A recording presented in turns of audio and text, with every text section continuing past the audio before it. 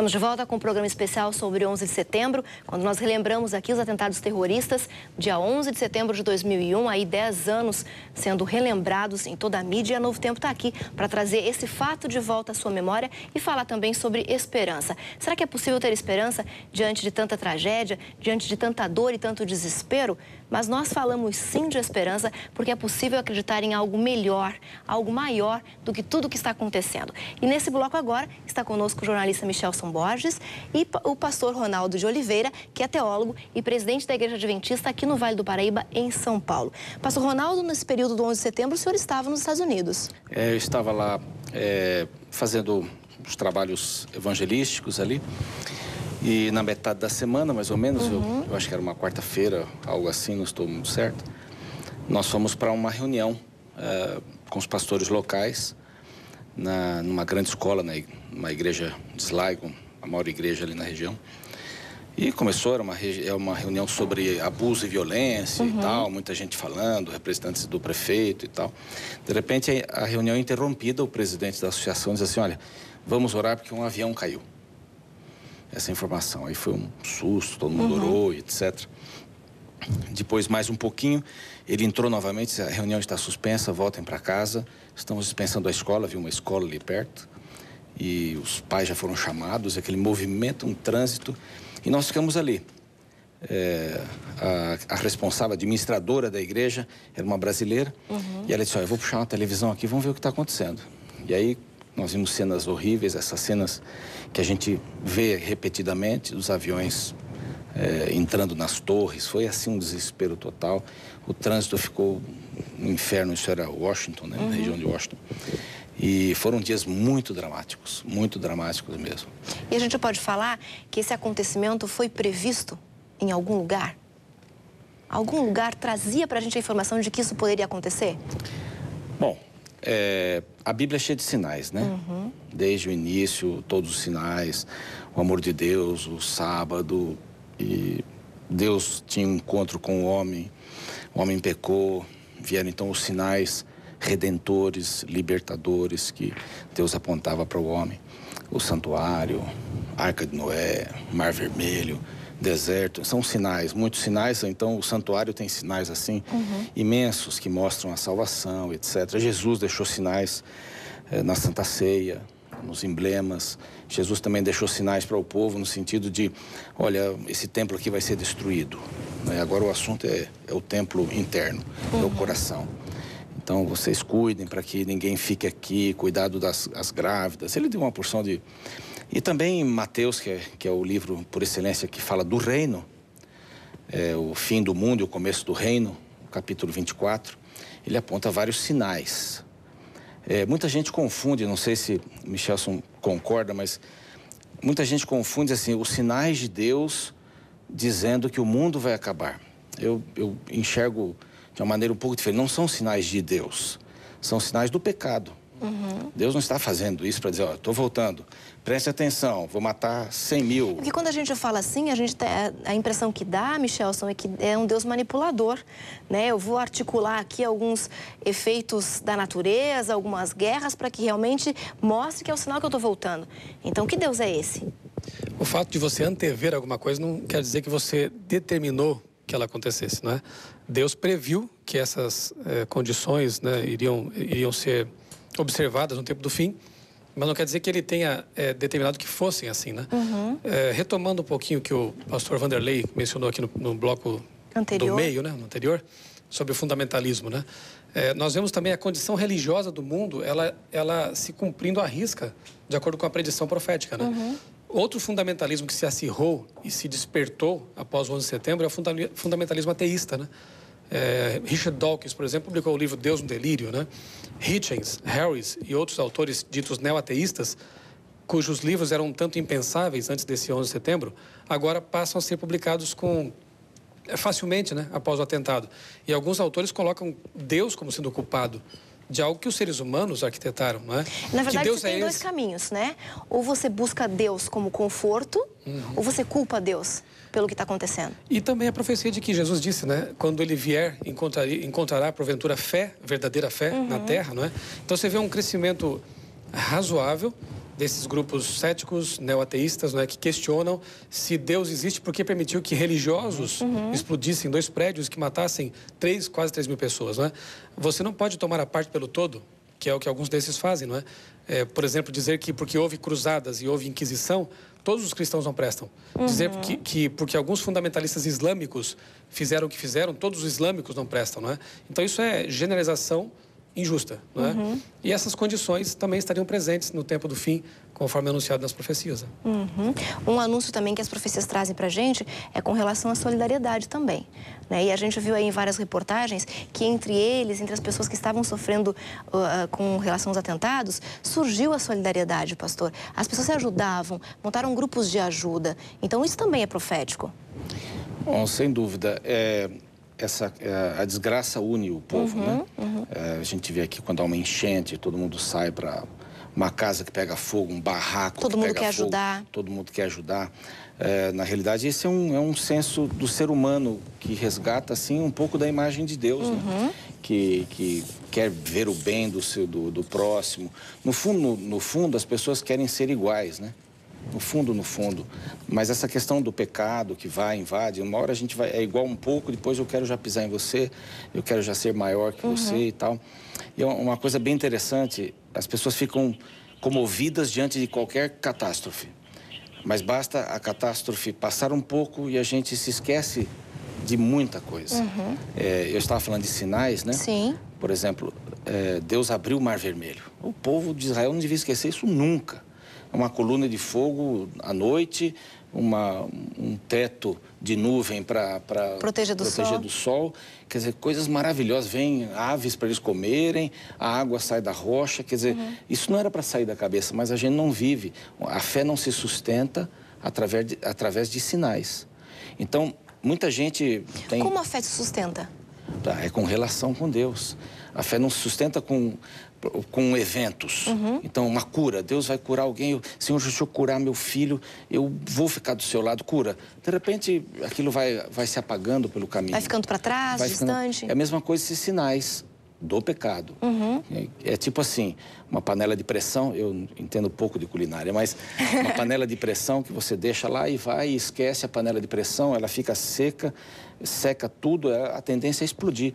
Então, nós estamos vivendo assim, a pressão é muito grande do mundo, a pressão. Então, qualquer coisinha, ela vira notícia, quer dizer, mais gente sabe, o medo se espalha, quer dizer, é um sinal, Jesus vai voltar, veja lá as torres, e a gente arruma texto daqui, texto dali, faz sermões, o povo fica com medo e vai para a igreja e tal. Passou, vai diminuindo isso, como, por exemplo, quando o evangelho entrou...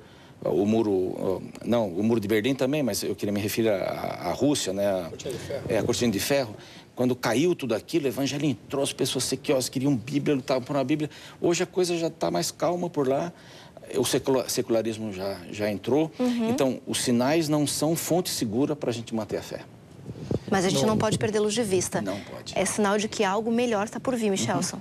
Num programa anterior que nós participamos aqui, eu mencionei o autor C.S. Lewis, que diz que a dor, o sofrimento são como o megafone de Deus. Deus não promove isso, repito, mas Deus usa isso para chamar o ser humano porque Deus quer desesperadamente salvá-lo da destruição final. É o contraste. Exatamente. Trabalho pelo contraste. Agora, algo interessante, que nós percebemos nesse cenário todo de uma religião que está se exacerbando por um lado e o ateísmo que se fortalece de outro, é que, veja, se nós analisarmos, por exemplo, a atitude da Al-Qaeda foi deplorável, mas aquele sistema de crenças que eles alimentam, que eles mantêm, que eles sustentam, tem alguns pontos interessantes, como, por exemplo, existe uma aversão ao materialismo. Não são só eles que pregam contra o materialismo, e a busca do espiritual, como o pastor mencionou agora, a comunhão com Deus e tudo mais. E o secularismo da cultura ocidental. Eles condenam isso. Segundo, a condenação da sensualidade e da imoralidade por parte desses grupos tidos como fundamentalistas, Um sentimento contrário, a algumas religiões e à união igreja-estado. Mas não são só eles que são contra essa perigosa união que no passado já se verificou dramática, negativa, nociva. O temor de uma possível união entre esses dois poderes, mencionados também no Apocalipse capítulo 13, as duas bestas. Talvez o pastor possa comentar daqui a pouco mais sobre isso também. Devemos levar em conta também que eles não aprovam o uso de bebidas alcoólicas, de carnes tidas como imundas. Na verdade, o que a gente está percebendo é um grupo fundamentalista, como a gente falou no bloco anterior, mas que utiliza essa informação, essa convicção de uma maneira destrutiva. Distorcida. Agora, o que acontece, por exemplo, Michelle Bachelet, lá uma das candidatas republicanas, pré-candidatas, né, à reeleição, que disse que o terremoto e o furacão recentemente ocorridos lá nos Estados Unidos seriam um sinal de Deus, né? Esse pessoal aí, da republicano e mais ligados à direita cristã, não deixam de ser fundamentalistas também, né, de alguma forma, eles estão hostilizando todos os muçulmanos. E não levam em conta que, na verdade, há cristãos também que esposam esses valores e que no futuro próximo podem ser também chamados de, quem sabe, fundamentalistas. Essa semana, lendo a revista Veja, eu achei aqui uma citação bem interessante, em que eles dizem o seguinte, que, definindo o fundamentalismo, né, assim como outras formas de radicalismo religioso, ele, o fundamentalismo, exige que se viva sob uma interpretação literal e, portanto, originalmente pura dos textos sagrados. Há um grupo de pessoas, os ditos criacionistas, né, que interpretam Gênesis de forma literal, que defendem um entendimento puro dos textos sagrados, mas não são terroristas, são pacifistas, não é? Só que esse mesmo termo, eu documentei um tempo atrás, estive colecionando algumas citações em que a mídia se refere aos criacionistas, e, por exemplo, a revista Galileu, em 2001, chama os criacionistas de fundamentalistas, exatamente essa palavra. A mesma revista Veja, em 2006, diz que crer na criação, segundo Gênesis, é treva.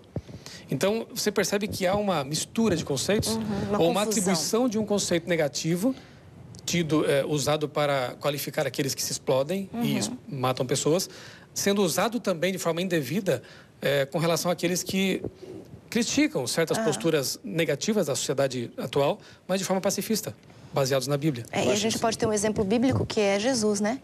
Fazia a mesma coisa, né? Criticava alguns conceitos que existiam na época, trouxe um novo conceito e era pacifista. Eu ia resgatar justamente isso. Depois o cristianismo foi perseguido, porque eles eram, vamos chamar de fundamentalistas, eles eram firmes nos princípios, eles não abriam mão, eles não iam queimar incenso a César de jeito nenhum, nem que seja só pro forma. Eles não faziam isso de jeito nenhum, não tocavam depois em carnes imundas, depois tinham o dia especial para guardar, o mesmo que Jesus guardou, e eles foram massacrados, foram perseguidos, e da mesma forma eu creio que sutilmente, você colocou bem, e no bloco anterior também os colegas colocaram, sutilmente, não sei quem disse, eu não sei se foi o Dornelles, que outro grupo fundamentalista poderá ser perseguido, hostilizado facilmente. Mas a gente pode perceber que, diante de tudo isso, a esperança cresce. A esperança avança, né? E o jornalista Felipe Lemos conversou com o pastor Ayrton Killer, que é o presidente da Igreja Adventista para toda a América do Sul, e traz para a gente justamente essa mensagem de esperança agora. Pastor Ayrton, qual é o balanço que a Igreja Adventista faz aqui na América do Sul nos últimos 10 anos? Como é que foi o crescimento? Fala um pouquinho para nós, pastor. Olha, o que eu posso dizer para você é que esses últimos 10 anos foram os anos de maior crescimento da Igreja aqui na América do Sul. Nós levamos ao batismo, que é a comprovação maior da entrega da vida das pessoas a Jesus, nós levamos ao batismo mais de 2 milhões de pessoas nesse período. E eu acredito que o 11 de setembro, ele mexeu com as pessoas. Depois de tudo que elas viram, afinal a história do mundo mudou em 45 minutos, elas tiveram que tomar uma decisão. Ou a pessoa olha para tudo aquilo e decide ser incrédula, se revoltar contra Deus e escolher esse caminho, ou ela decide correr para Deus e encontrar em Deus uma explicação para tudo aquilo que aconteceu. E muita gente preferiu esse caminho. E nós encontramos muitas dessas pessoas e algumas que até hoje ainda estão em conflito e estão buscando esse caminho. E eu entendo que essa necessidade de escolher de que lado ficar abriu o coração de muita gente. E a Igreja Adventista, ela nasceu para pregar a esperança. Ela nasceu para falar da volta de Jesus, e a volta de Jesus tem a ver com esses acontecimentos. Portanto, a mensagem adventista encontrou corações muito mais preparados depois do 11 de setembro, porque eles viram a realidade daquilo que a Bíblia ensina e nós pregamos. Foram anos de grande prosperidade. Podemos dizer que o impacto de 11 de setembro mudou também a forma de encarar o futuro, né? A volta de Jesus, por exemplo, se tornou algo muito mais falado, quem sabe, muito mais um motivo de maior preocupação do que antes, quem sabe? Sem dúvida, a volta de Cristo passou a ser um tema mais presente. Antes, para muita gente, era uma teoria. Estava aí na Bíblia, se falava de muita coisa catastrófica, mas parecia apenas uma teoria, algo que alimentava os sermões dos pregadores.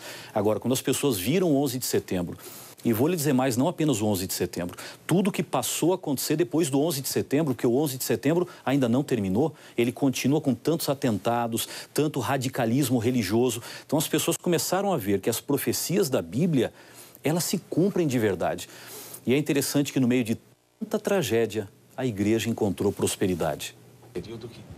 E a gente percebe que as pessoas buscaram a Deus e continuam buscando a Deus a cada dia. Na reportagem especial que você acompanha agora, você vai ver que é em Deus que elas encontram forças para enfrentar as dificuldades e os traumas ocorridos no 11 de setembro.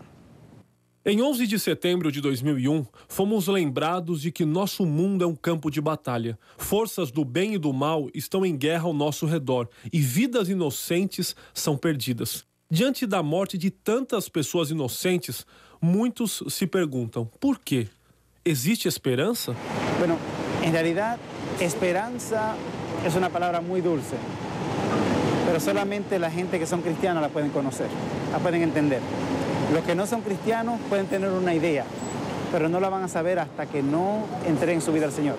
Ted Wilson, presidente mundial da Igreja Adventista do Sétimo Dia, lembra como é necessário termos consciência do grande conflito entre o bem e o mal para compreendermos por que tragédias como essas acontecem. When I heard about the attacks, I was reminded that life is very fragile and that it is important that we maintain a close connection with Christ on a daily basis as we share with others our hope for a better world when the great controversy between Christ and Satan is ended at Christ's soon coming. Thaís Souza confirma que viu a igreja agir no sentido de apresentar a esperança naquele momento difícil.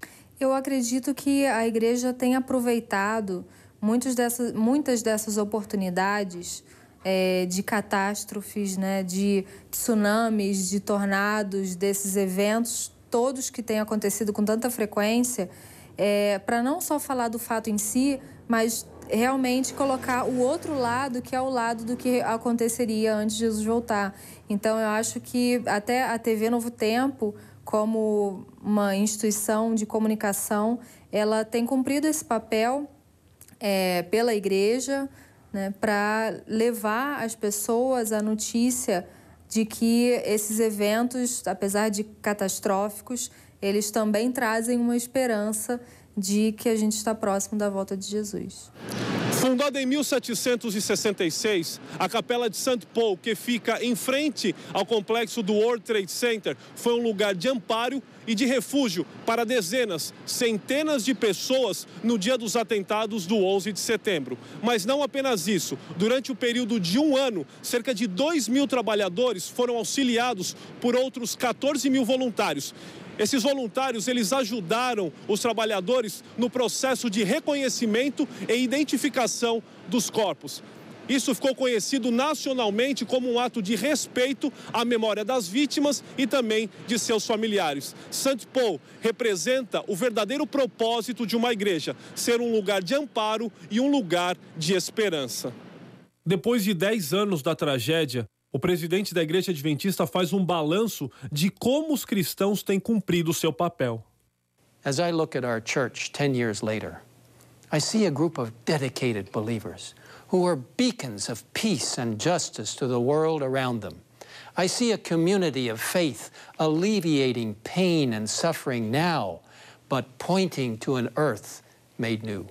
Diferentes pessoas ajudaram de alguma forma, estendendo o braço para os necessitados. Nós fomos no dia seguinte, nós fomos ajudar a distribuição de água e comida. O que mais me marcou a mim naquele lugar foi de nós levar aquela comida e o departamento de bombeiros e de polícia agradecer tanto os seus favores para nós. Mábio Coelho, brasileiro que na época morava próximo a Nova York, conta que o 11 de setembro de 2001 foi um divisor de águas em sua vida espiritual. Eu conheci pessoas amigas que morreram, mas conheci muitos também que eram colegas de viagem, às vezes a gente conversava no trem, pegava o trem mais ou menos no mesmo horário, e que não estavam mais lá. Outros que eu não conhecia, mas notei que os rostos sumiram e imaginei que aqueles carros que estavam sendo rebocados fossem dessas pessoas. E isso, quem sabe, causou o maior impacto espiritual na minha vida, direto daquela ocasião. Porque eu passei a pensar, poxa, eu estou aqui numa excelente posição, sou um dos diretores da maior instituição financeira americana, estou numa posição de influência, tenho dinheiro, tenho tudo que precisa, mas eu tenho usado pouco essa influência para falar de Deus para as outras pessoas. E olha só, quantas pessoas que não estão mais aqui, algumas provavelmente mudaram, outras realmente faleceram, e eu não tive mais a oportunidade de falar para elas. E aí, a partir daí, eu tomei uma resolução de não perder mais nenhuma chance de falar de Deus para as outras pessoas e de ser um cristão em todos os locais onde eu estivesse. Para o comandante Molina, o fato serviu para uma profunda análise interna. Todo tiene una razón por ser, ¿no? Y hemos aprendido mucho del 9/11. Y yo creo que con la esperanza y la fe en Dios, las cosas siguen caminando. Y bueno, uno tiene que seguir luchando y teniendo esperanza, ¿no? En que Dios nos va a dar un mejor mundo. Porque sufrimiento es parte del aprendizaje y uno sigue, ¿no? Uno sigue luchando a un mejor, pero siempre teniendo fe en Dios, es lo importante. Creo que eso es lo que ha ayudado a mucha gente a superar el remordimiento, ¿no? de ese acto tan... O sea, no tengo ni palabras para la descripción de lo que muchos han sentido después del 9/11. E o pastor Ted Wilson termina com uma mensagem de esperança, seja você religioso ou não. Whatever the battle, and don't be discouraged if it appears that evil seems to gain the advantage for the moment. Let us remember that in the end, God will swallow up death for all time, and the Lord God will wipe tears away from all faces, as the book Isaiah chapter 25, verse 8 tells us. Let's renew our personal and church efforts to share that hope with others in words and Christian service to God's glory. É necessário sim ter esperança, Michelson. Continuar acreditando e aguardando a volta de Jesus, porque iremos para um lugar melhor do que esse que estamos vivendo. Mas com certeza os sinais que acontecem, grandes ou pequenos, pastor Ronaldo, porque existem pequenos sinais em nossas vidas também que a gente não pode ignorar. É verdade. A gente olha para um evento grande, por isso que os sinais não podem guiar a nossa fé. Porque a gente vive esse sinal em proporções menores numa família, quando um filho é drogado, quando o marido é traidor ou a esposa trai, quando existe espancamento, quando perdemos o emprego, quando temos uma doença incurável, qualquer coisa, até o trânsito pesado pode me fazer viver um momento de tensão, que são sinais do pecado, sinais do mal, mas que indicam que esse mundo já está chegando no seu final. Então, para você que passa aí um momento pequeno ou grande, né, de aflição, de medo, são sinais, eles estão aí. Há esperança, há muita esperança. Há textos bonitos aí, que o presidente mundial mencionou, de Isaías, mas há o de Apocalipse 21 também, que diz assim, um novo céu, uma nova terra, porque o que não prestava já passou, né? Quer dizer, vira a página. Então, eu acho que a gente tem que estar virando a página todo dia. É uma página nova. Não importa o que aconteça, eu quero olhar para cima, né? Eu quero ver, eu quero ter esperança, eu quero viver olhando para o presente, mas lá na frente... Focando o futuro. Focando o futuro. E esse futuro com esperança, Michelson. Eu gosto de pensar também nas palavras de Cristo, em que ele disse que nos últimos dias as pessoas iriam... Não que eu goste disso, né, desse cenário, mas porque isso me faz pensar que está próximo realmente próxima à solução de todos os problemas, né? Não paliativos, mas a definitiva solução, que é a volta de Cristo. Ele disse que nos últimos dias os homens desmaiariam de terror na expectativa do que vai acontecer. Então há um clima de insegurança, de medo, né, generalizado. Se é insuflado de forma artificial pela engenharia social da mídia, enfim, ou não, há medo, né? E quando a gente pensa nas profecias bíblicas, né, e nota ali que esse cenário já estava todo prefigurado, anunciado com antecedência de 2000 anos, né? Apocalipse capítulo 13, o telespectador pode estudar isso em casa, perceberá que ali há a descrição de duas potências, dois poderes, né? Que iriam oprimir uma minoria cujo único crime, entre aspas, seria querer ser fiel a Deus, aos seus mandamentos, à sua palavra, né? E esse livro aqui, Bettina, que é o Eventos Finais, da escritora Ellen White, um trecho aqui me chama muito a atenção porque ele, embora tenha sido escrito há um século, ele realmente reflete o cenário que nós estamos vivendo. Ela diz assim que algo de grande e decisivo está para ocorrer. Ou seja, que o mundo se encontra à beira de uma crise estupenda.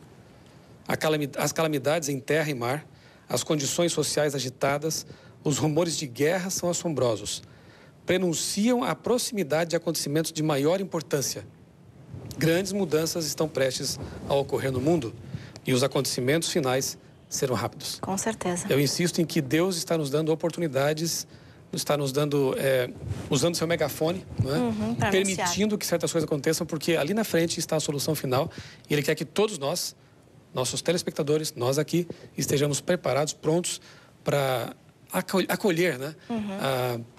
A solução definitiva, que é a volta de Jesus. Com certeza. E se você não tem... Tá bem pertinho Exatamente da gente, isso que eu ia comentar. De Deus, né? Se você não tem acesso a esse livro que o Michelson mostrou, que é Eventos Finais, da Casa Publicadora Brasileira, você pode ter acesso à Bíblia Sagrada, que tem as mesmas informações. Esse livro é baseado na Bíblia. Exatamente. Né? Então, a fonte original. E a fonte é a mesma. E você, estudando a Palavra de Deus, você vai conseguir compreender um pouquinho mais do plano de Deus para a sua vida. E vai ter a certeza de que você pode estar com Ele num lugar muito melhor, que Ele está preparando desde a fundação do mundo. E um lugar onde não vai ter mais tristeza, não vai ter mais choro e nem mais dor. É um lugar de esperança. E a gente quer encerrar o programa de hoje agradecendo ao pastor Ronaldo de Oliveira, ao Michelson Borges, a todas as pessoas que participaram com a gente aqui do programa, também à Casa Publicadora Brasileira, que disponibilizou seus profissionais para que estivessem com a gente, a Universidade Adventista de São Paulo, NASP, que também disponibilizou bons profissionais para estarem conosco aqui. E, é claro, agradecendo a você que está aí do outro lado nos acompanhando. E deixando bem claro que nós temos dois pontos bem importantes para destacar em todo esse programa, que é a esperança. Você não pode perder a esperança. O momento é de tristeza, o momento é de conflito, de confusão, mas a esperança está acima de tudo, porque você pode ir para um lugar muito melhor assim que Jesus voltar. E o segundo ponto que a gente gostaria de destacar para encerrar esse programa é a oportunidade que você não pode perder de conhecer a Palavra de Deus e divulgar isso para outras pessoas e dividir esse conhecimento com quem estiver ao seu lado, ao seu alcance. Obrigada pelo seu carinho, obrigada pela sua companhia. Boa noite.